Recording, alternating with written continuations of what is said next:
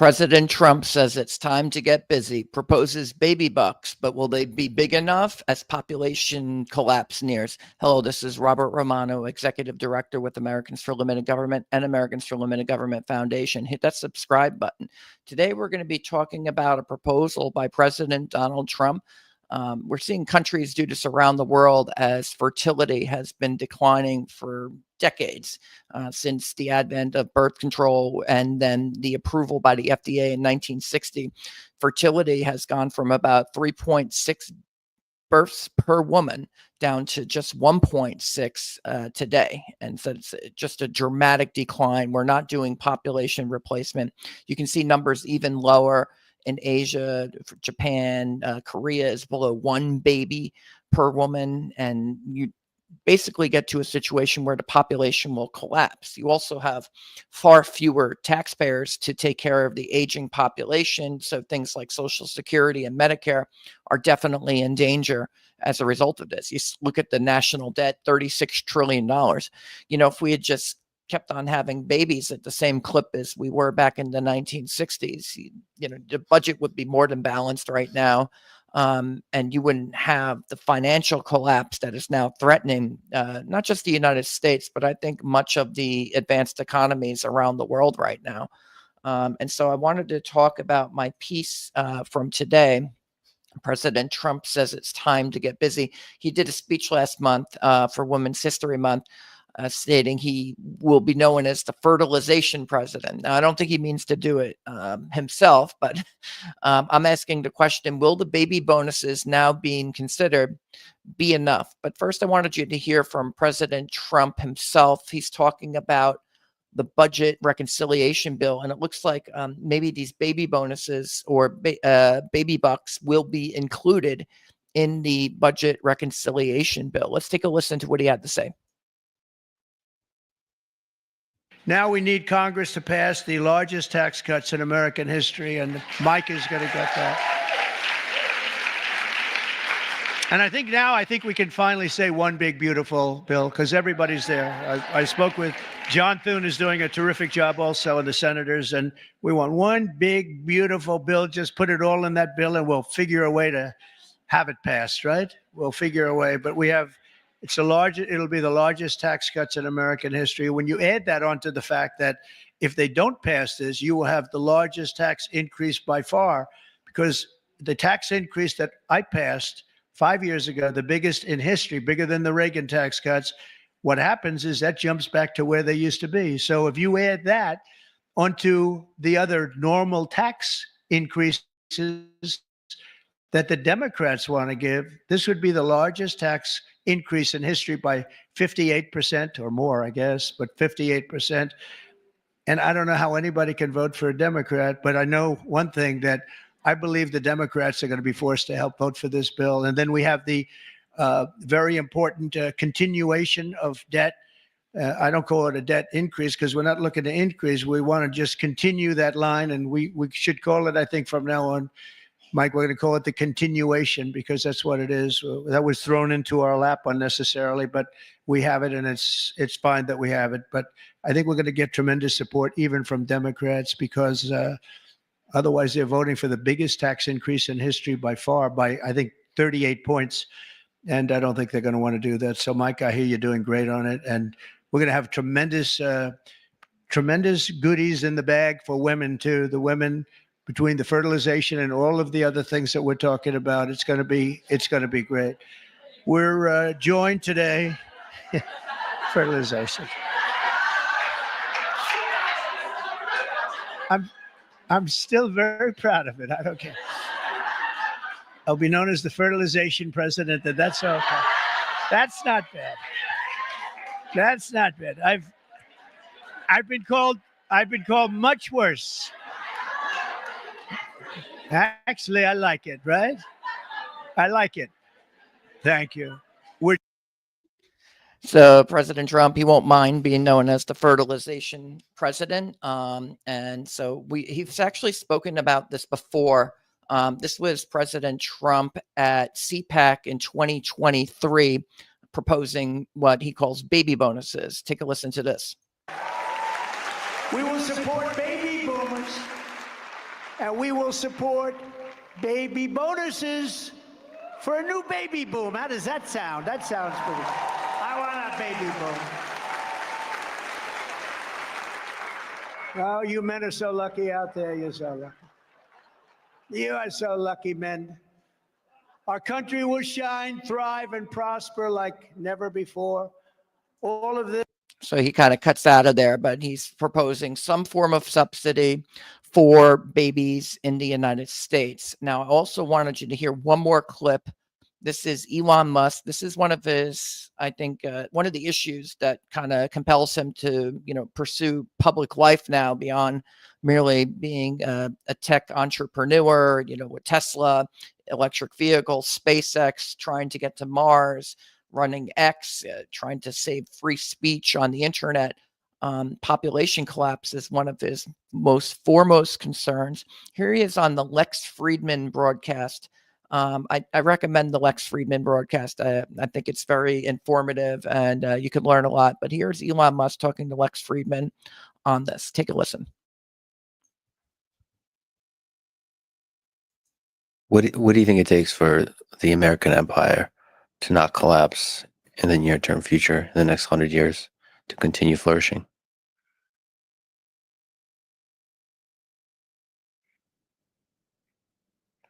Well, the single biggest thing that is often actually not mentioned in history books, but Durant does mention it, is the birth rate.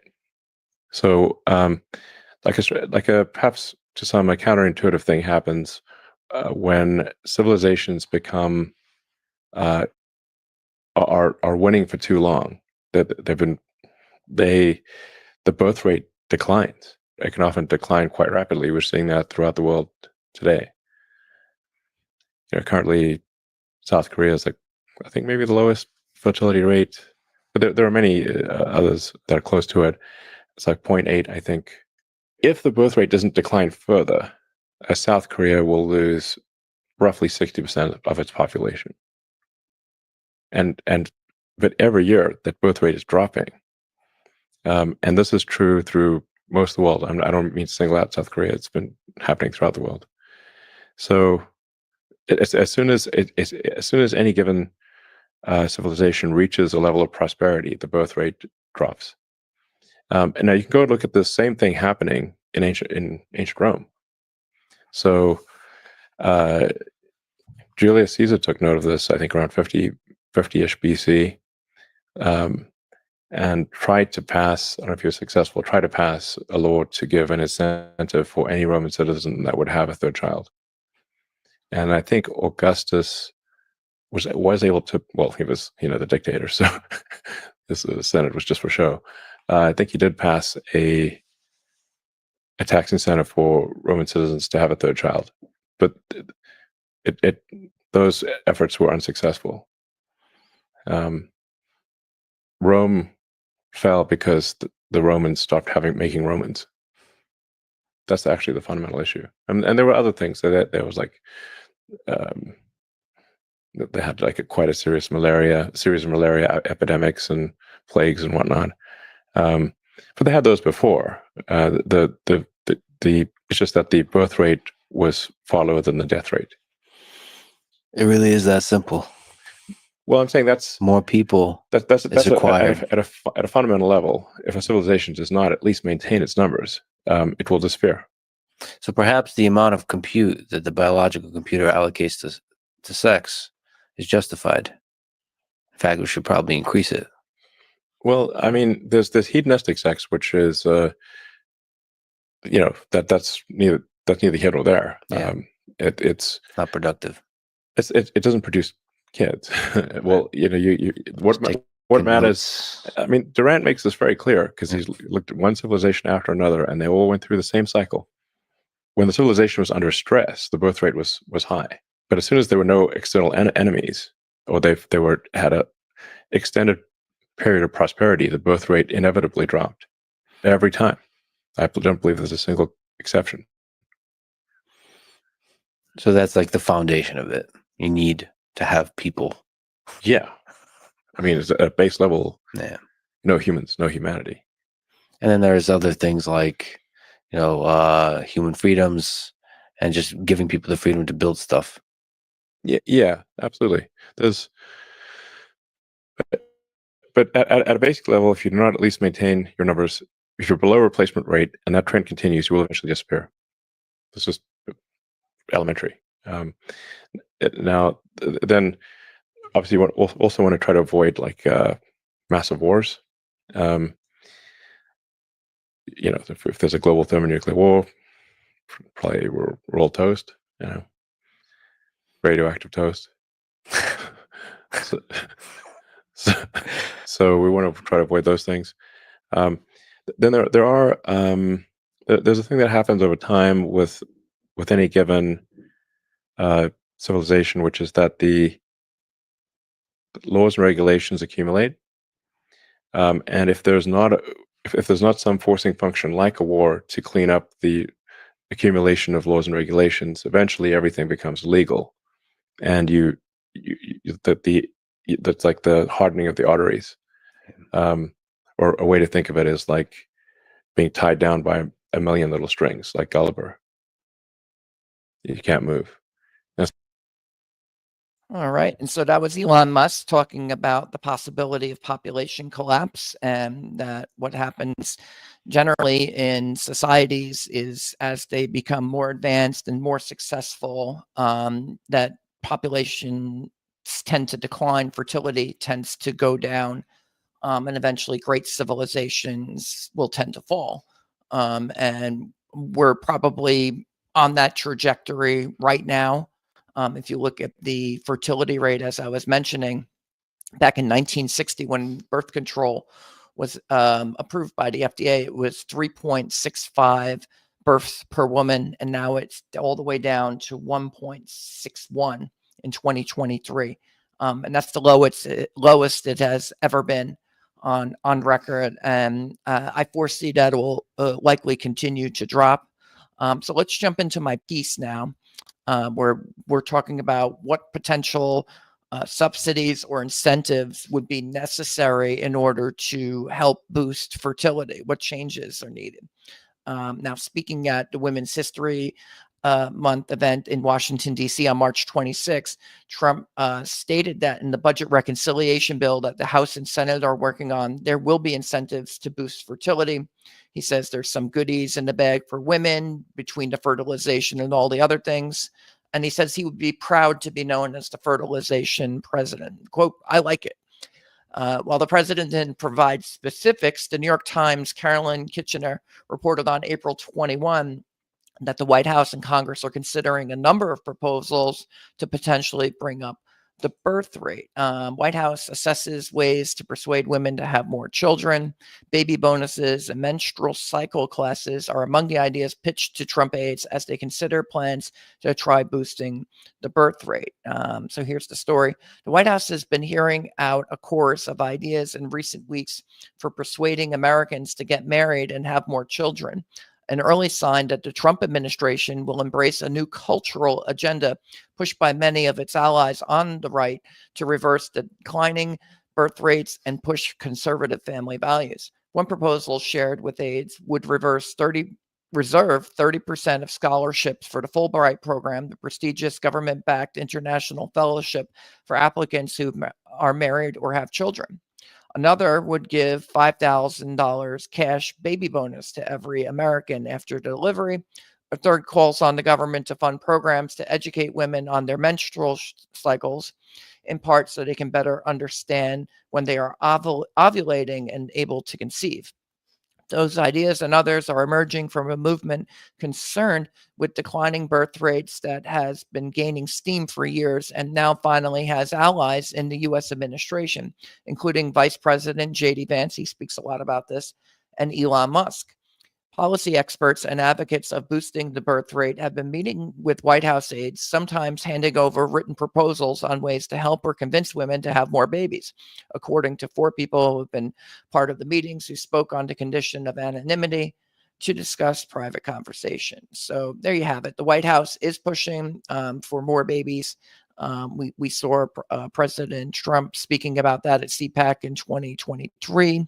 He brought it up again at the Women's History Month event, and he says that there's going to be something for fertilization in the budget. And we see here Elon Musk talking about the dangers of population collapse as it relates to it. And so I'm going to get into a little bit of those kinds of numbers now, which is the consequences of not having children.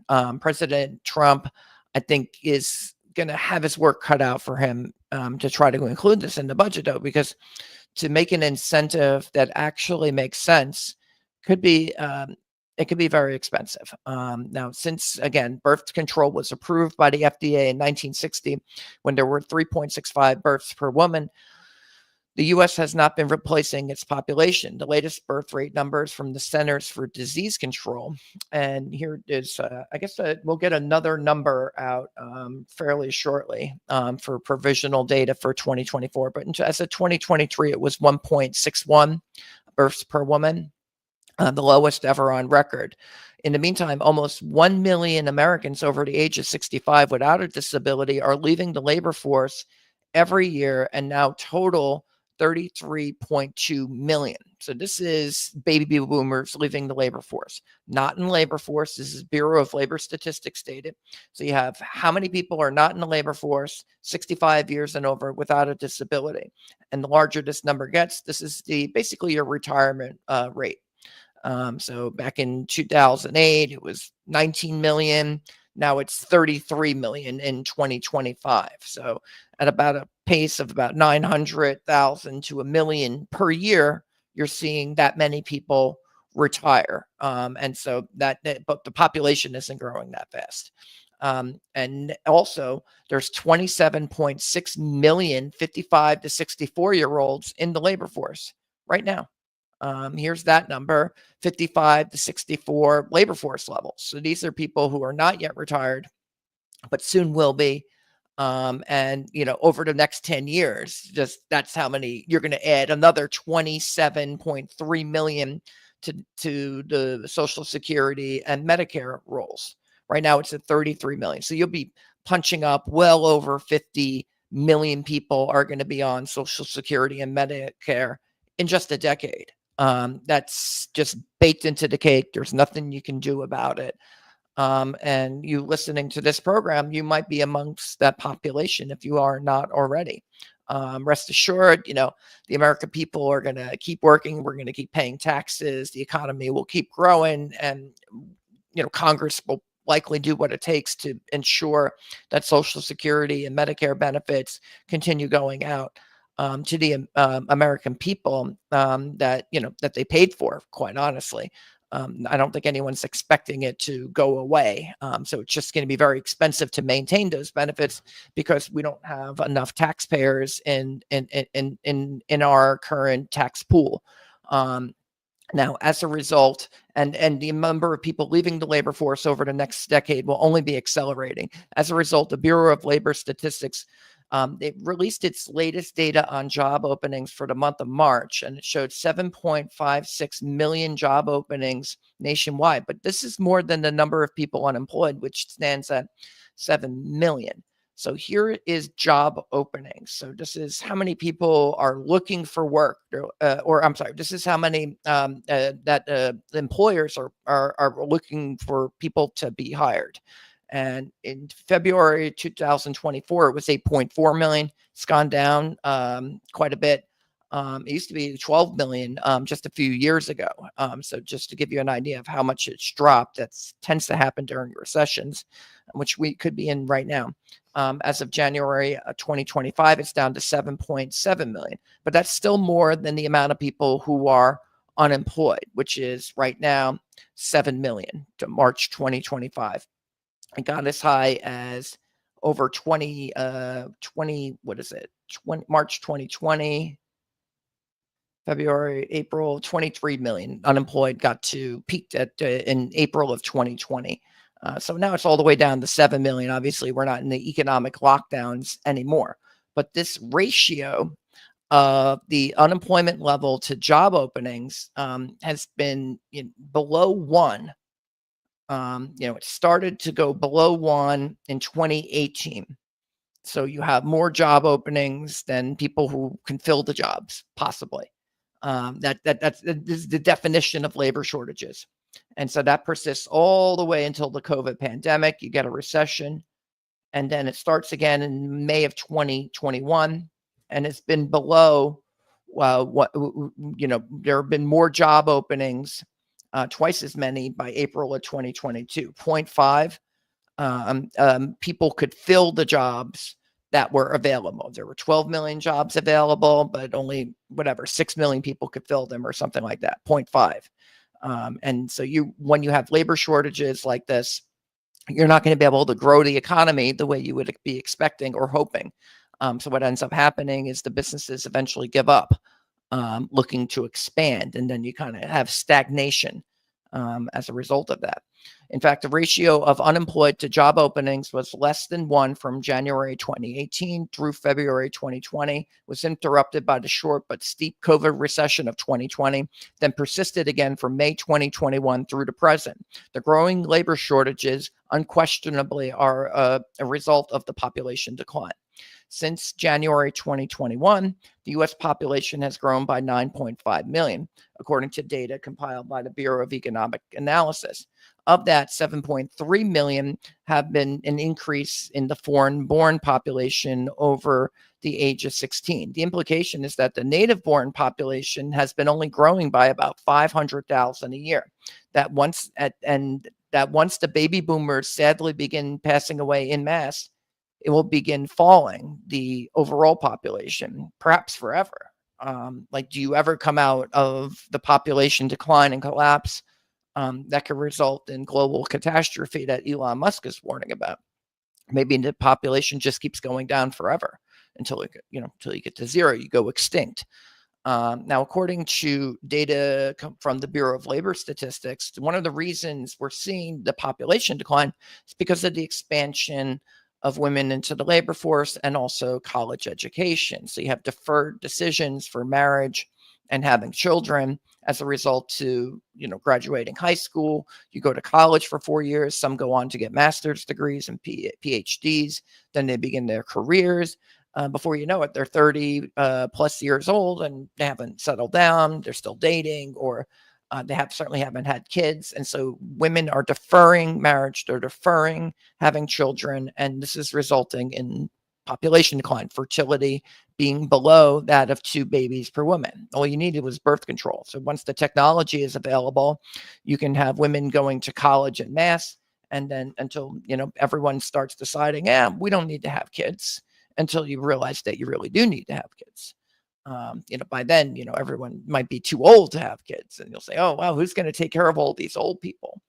And so I think that's what's happening. As of 2023, 76 million women had attended college, including 16.7 million with some college, 12.6 million with an associate's degree, 28 million with a bachelor's, and 18 million with a master's or above. Comparatively, only 68 million men have attended college. So you have 76 million women attended college versus only 68 million men. Well, that's about an 8 million difference. Maybe that's 8 million potential marriages that never happen. Maybe more men, if you're having trouble finding women, maybe go to college and you'll find some about 8 million single women who are just like, there's no one to talk to. There's no one to take on a date. The end result of birth control are the deferred decisions on getting married and having children. So you can get on birth control, you can go to school, you can get a career. So you don't get married right away, you don't have children right away. Put another way, since 1960, the birth rate has averaged just 2.09 babies per woman. I actually have the Excel sheet for that. You can see all of the birth dates. So again, in 1960, it was 3.65. And then when you average this out from 1960 to 2025, here we are, 2023, you get a average of 2.09, and that's quite low. Yeah, it's not, you're barely going to replace population at that rate, but we're far below it now at 1.6. So the population should actually start going down.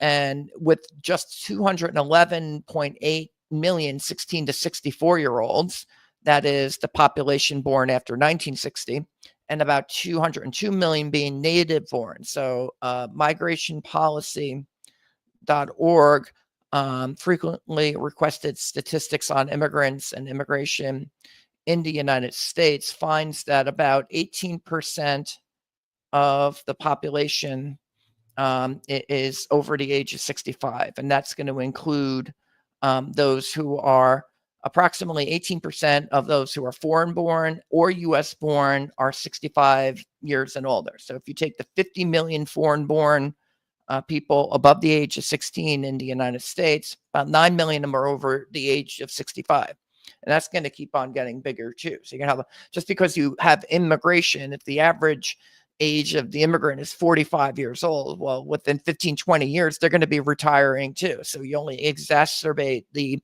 Social Security and Medicare shortfalls by importing people to put into the Social Security Medicare rolls. What you really need is to have more kids if you want to sustain the programs that we have in our economy. Quite honestly, it's not just merely about, oh, we need to pay into these programs. It's who's going to work in all the jobs, who's going to be farming, who's going to be running the businesses, who's going to be helping the economy to grow if there's not enough people.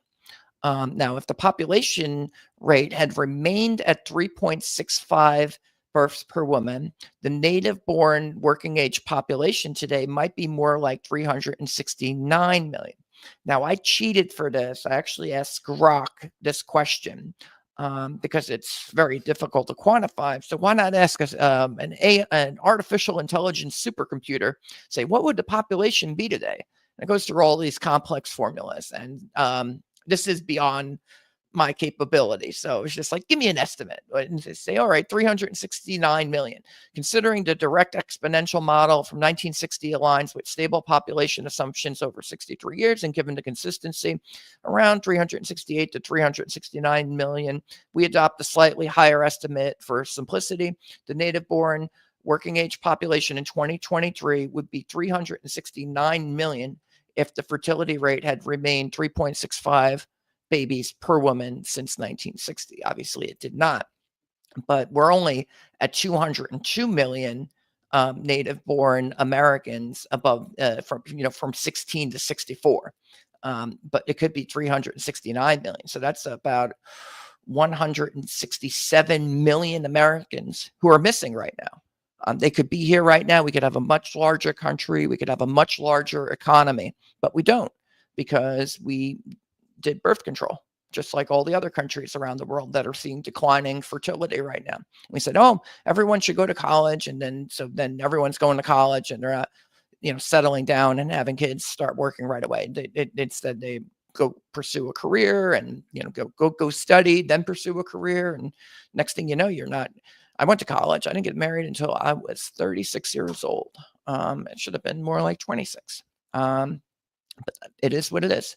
Assuming that means fewer women would have participated in the labor force. So if we get to this, let's say, what if we had never invented birth control? You have 369 million Americans. Well, assuming that means fewer women would have participated in the labor force, but more men would have participated. That let's just say right now the labor force participation rate is 62.5%. In 1960, it was 59%. So let's just say, okay, labor participation will be 59%. Take all these extra people, you say, how many of them would be working and paying taxes? And so you wind up with today's civilian labor force over the age of 16 would be more like 247 million instead of the current 170 million. And we're going to add in the 29.5 million foreign-born persons. So just assume immigration had remained the same. For 29.5 million foreign-born persons over the age of 16, you add them to the mix because you're going to do 59% of 369 million. And then you add the 29 million foreign-born, and you wind up with 247 million. That would be the civilian labor force today. So if you're looking for answers to the ballooning $36 trillion national debt, you need not look any further. if there had been an extra 77 million taxpayers, there might be $7.2 trillion of revenues, budget receipts, instead of just 4.9 trillion in the current baseline. And so what I did is I took the amount of people in the labor force, 170 million, and I divided it by 4.9 trillion of tax receipts. And I estimated that every person in the economy, in the labor force, generates about $29,200 of revenue, one way or another, whether through income taxes or other tax receipts that generate from them being there. 29,200 per person in the labor force ratio. So if you just assume that, say all other things are equal, like inflation, other factors, you get 7.2 trillion of budget receipts instead of instead of 4.9 trillion. And then I asked Grok again, what would the budget deficit be? I run these numbers through Grok, and then Grok goes through some more complex formulas. That, again, this is beyond my capability, but I wanted to get some type of estimate. It says that there would be a surplus of $325 billion today. Instead of a $1.9 trillion deficit, we would have a $325 billion surplus. And the the debt today would be approximately $5 trillion instead of $36 trillion. We'd be a booming, prosperous country right now. No one would be worried about Social Security and Medicare going bankrupt. We would be able to pay for that and more. We'd be able to pay for the military that we have. You wouldn't be fighting over like benefits or social benefits. Can we afford this? Can we afford that? Just if there had been more, another 77 million taxpayers. If we had just kept fertility where it was in 1960. Now, again, there are costs to the path that we are on. There's an actual cost that can be calculated from birth control and pushing women into the labor force. There are potentially 167 million fewer Americans. There is more than $30 trillion of additional debt, and we only raised the labor participation rate from 59% in 1960 to 62.5% today. So we spent $30 trillion to raise the labor participation rate by 3.5%. And it's a lonely place too. 67 million fewer Americans exist today than would have if we, just had never invented birth control. So it's just kind of eye-popping numbers, but it seems correct to me. But given the advent of birth control and the subsidy for college education, so now we're going to get to the costs, the subsidies that are incentivizing, besides the technology of birth control, what's the subsidy that discourages women from settling down, getting married right away, and having kids? Well, the average cost of a college degree is about $80,000. I go to U.S. News and World Report. Average college tuition per year, private $43,000, public out of state $24,000, public in state $11,000. So you round it out and say, okay, $20,000 per year. So maybe $80,000 for 4 years. So and then you get room and board covered with financial aid and things like that. So you say, oh wow, $80,000 a year. Maybe more people than not are going to college, particularly women. It's more than 2/3 right now. That's the amount, any contemplated incentive. So if you want to encourage fertility, you have to compete with this $80,000 subsidy that's already baked into the cake for college education. You can say, oh, let's defund the financial aid and let's have other legislative proposals that will just take those incentives away, and then people will go back to having kids or something like that. I suppose that's possible, but Republicans only have 3 seats to lose in the House of Representatives, so maybe they don't have the votes to completely eliminate, the Department of Education, financial aid, and things like that at this moment, to gut the university system completely, to take away that incentive. So that's like, oh, why don't we just, stop the incentives? Well, you might have to, but that might not stop it either, because the real issue could be just the existence of birth control. It's very cheap to just go to the store and get birth control. So if you even if you gutted the higher education system and said, oh, no more financial aid, and then you sort of fertility was still going down, you would have realized that, oh no, it wasn't the education, it was the birth control. So then you must say, oh well, try to go, good luck trying to ban birth control. I don't even think in red states you would find the votes to do that.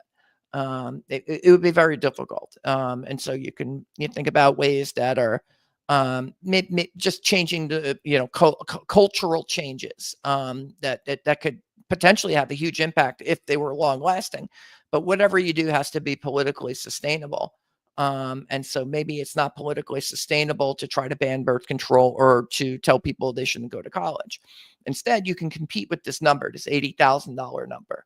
I think that's where many countries are looking at right now. Looking at other countries could be instructive. For example, Hungary is implementing a lifetime tax exemption for mothers with 2 or more children. And so here's Viktor Orban, Prime Minister of Hungary. He writes on X, Hungary is making history with the largest tax cut in Europe and the entire Western world. We are building the world's first family-centered economy. One-child mothers will be exempt from income tax until they turn 30. 2 or more children, no income tax for life.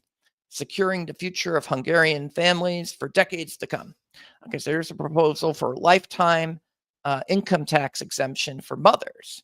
And so I asked the question, though, is that enough to turn Hungary's 1.3 births per woman fertility rate around? They actually have a very low fertility rate in Hungary. So obviously that's why they want to do a policy like this. And is it the right policy? So I know stay-at-home mothers already work much less than their childless counterparts. And so they already pay less income tax. Don't want to pay income tax? Just don't work. You won't pay income tax. Be a stay-at-home mother. You won't pay income tax. Either way, you're not going to pay income tax. So this could be an attempt to do it on the cheap. The benefits now would be felt later in life when the children age and perhaps the mother wants to re-enter the labor force. So to be an incentive to actually boost the fertility rate, it has to be that the 21, 22, 23, 24-year-old woman is saying, oh, I would like a lifetime exemption from taxes.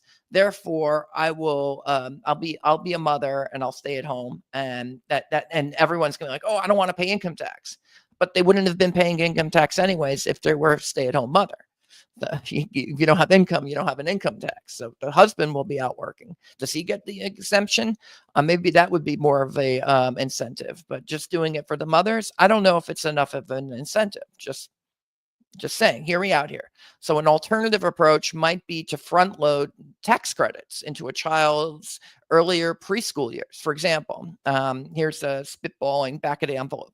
You could do $40,000 per baby. It's like, whoa, 40,000, Robert, you're out of your mind. 20,000 upfront, 4,000 a year for each year of the following 5 years. The idea would be to foster a baby boom. So you have to have an incentive bigger, or at least comparable or competitive with the $80,000 incentive to go to college.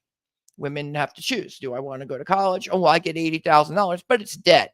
You're going to get loans, or you could get $40,000 up front, not debt, or within 5 years of the baby, 20,000 up front, 4,000 a year every year after. Maybe that could be more of an incentive. Additional consideration could be given to incentivizing marriage, say an additional 10,000 upfront for married couples having new children, so up to 50,000 per baby. That could reduce the overall cost, but it still would be costly. 450 billion for every 10 million new babies, under a figure 45,000. If it's not, some people are married, some people are not married, but 45,000 per baby. For every 10 million new babies, that's $450 billion. If you actually hit the number, if the fertility rate doesn't go up, then it'll be much, much lower than that. And you'll just find out that the incentive could not be put into place. That even if you were paying people 40,000 or 50,000 per baby, they still wouldn't do it, because nothing more terrible than having children. I don't know. I have 2 kids. I love my kids. But on the other hand, babies who grow up and enter the labor force end up paying taxes far in excess of $50,000. And I was just noting that it appears that every person in the labor force one way or another is going to somehow contribute $29,000. Doesn't mean everyone pays $29,000 in taxes every year.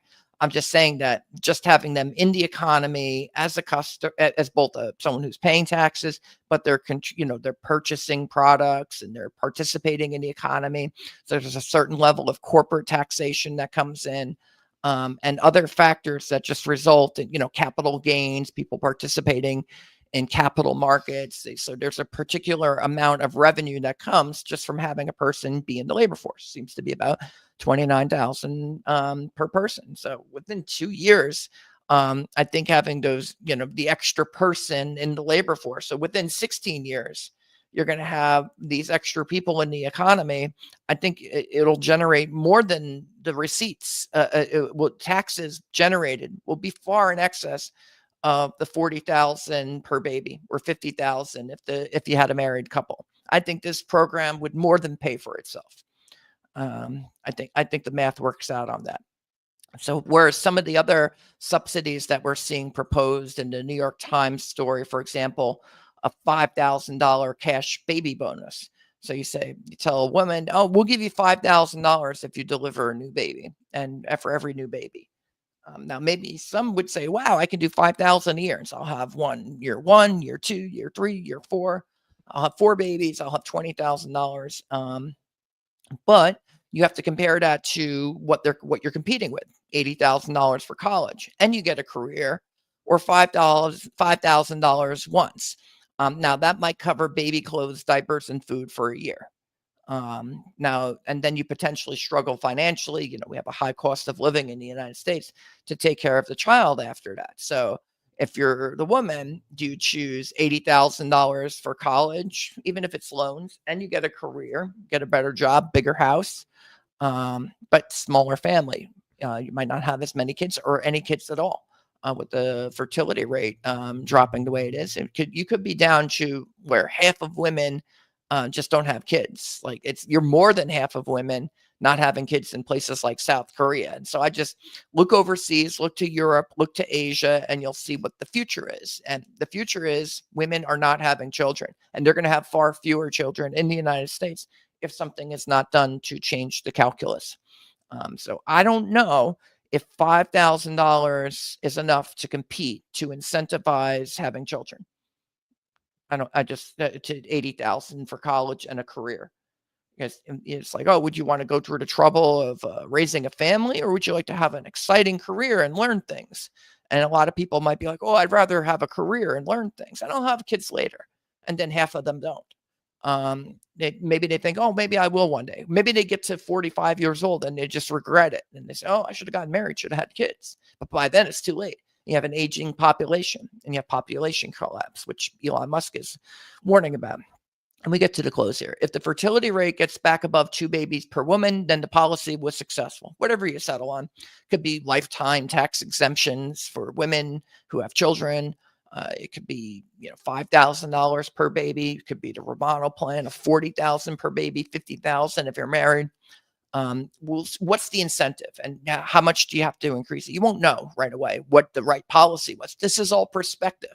It's not, and as Elon Musk was noting in the video, when the Romans tried this, it wasn't successful, and their population collapsed, and so did their society.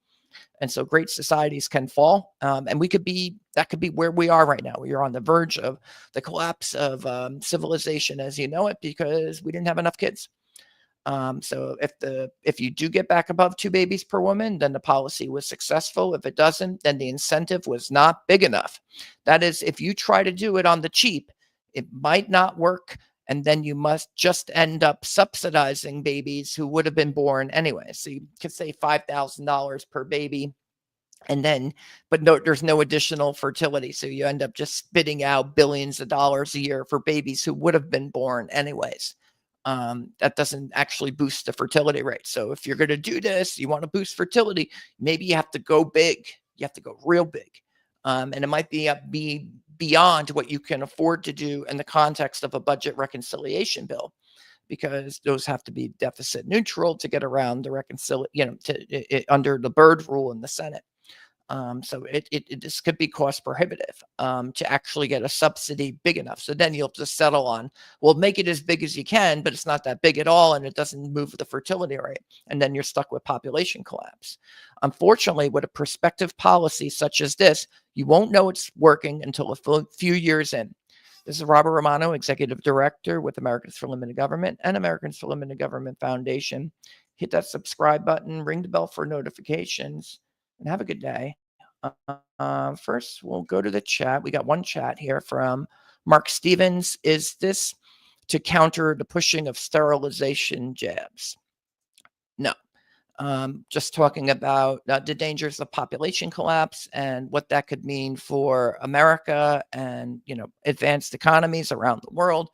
If people don't have enough children, eventually you go bankrupt. You don't have enough people paying into the system. You have to take care of the aging population. Social Security and Medicare are going to run out of trust funds. You have it's a sad situation, but if women had just kept on having children the way they were back in the 1960s, you'd be running a surplus right now. You wouldn't have a $36 trillion debt. You would have a $5 trillion debt. You'd have a $300 billion surplus right now.